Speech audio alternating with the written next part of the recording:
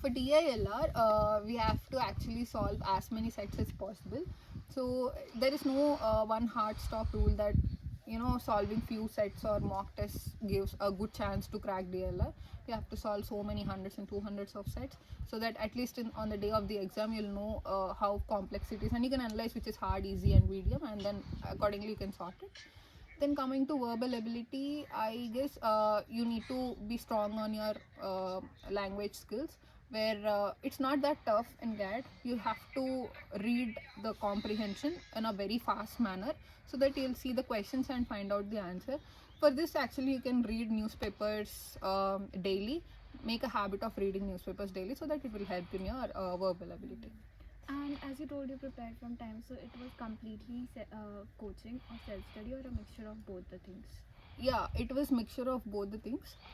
Even though I've taken coaching from time, I didn't have attended most of the live sessions that were given by time.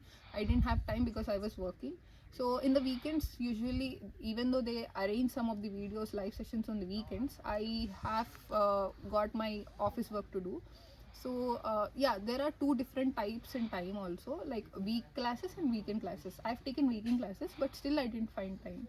So because of the commitments that I had for my work, then in the off time I actually see that those videos and then learn from that and do mock tests. That is my self study. Okay, so as a working professional, you have that time constraint thing. So that was a challenging for you. So you used to overcome it by studying during weekends, or was there any other strategy for it? Yeah, in weekends most of the time I was free, but in few days I had some of the work commitments, so that free time I've utilized. So like, let's say from morning 9 to 5 I have this fixed schedule. I used to sit in my room, and I don't move usually, only for lunch or some breaks, and then continuously do mock tests, learn from those mock tests, and then again apply those concepts. This was my schedule for at least 4 or 5 months initially. Then once the entire syllabus is completed, I used to give a lot of mock tests. So And how did you convince your family and friends for this decision? Because you already had 2 years of working. yeah. So So what actually happened is I wanted to go to ISB, Indian School of Business. For that, 3 years of work experience is needed. I have around 2.5 years by then when I gave CAT, and my parents were like not ready for me to wait for third year of my work ex and give GMAT and then get selected into ISB. Then they at least accepted for me to join an IIM, because for them having a girl child and wanting her to get married is the main priority for them. So I understand.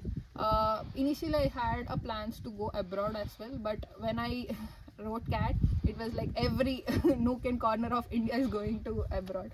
So I thought maybe opportunities won't be there, and I also wanted to stay with my parents. That is the second reason. Mainly the first reason was that. Then yeah, they were okay for me because my father is a general manager at Singareni College and Company Limited. He always asked me and my brother to work hard, no matter what. Try working hard, you'll succeed at any point of that in life. So that he wanted me to pursue some other degree, not just settle with BTech, and my brother is pursuing MS. So yeah, they're okay with my decision. I didn't have any problem. how was your CAT interview preparation? Like, what was your strategy? Did you do coaching for it, or was it?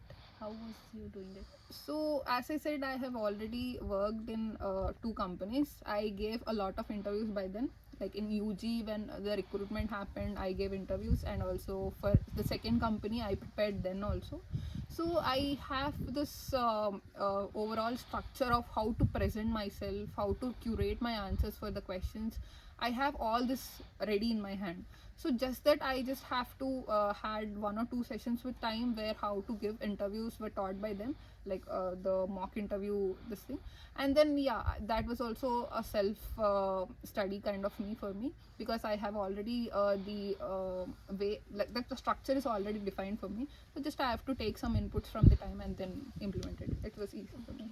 And how was your journey at IIM Raipur so far? And what was the biggest shift in you after coming here? Yeah. So before coming to IIM Raipur, I was a kind of introvert, I say. But now I won't say that I was completely transformed to an extrovert, but yeah, kind of ambivert. So before coming to IIM Raipur, I was not sure of taking decisions. Like I was thinking multiple times to actually come out to a decision. But after coming here, having a number of group projects, having different presentations, doing presentations in one night or maybe in 1 hour or so, this enhanced my decision making skills per se. And then I learned how to actually do things in a very minimal time, and then that output should be, it's like a smart work, not a hard work kind of. So that output, all these things were taught to me by IIM Raipur. So I would say you'll actually see a different self of yours from actually when you come to IIM Raipur, you'll see person A, and when you go out of IIM Raipur, you'll see person B, and that difference between A and B is very huge. I say this is all because of the rigor, and that's thing. Are you a part of any club or committee at IIM Raipur, and how it enhanced your MBA journey? Yeah, I was part of hostel and mess committee.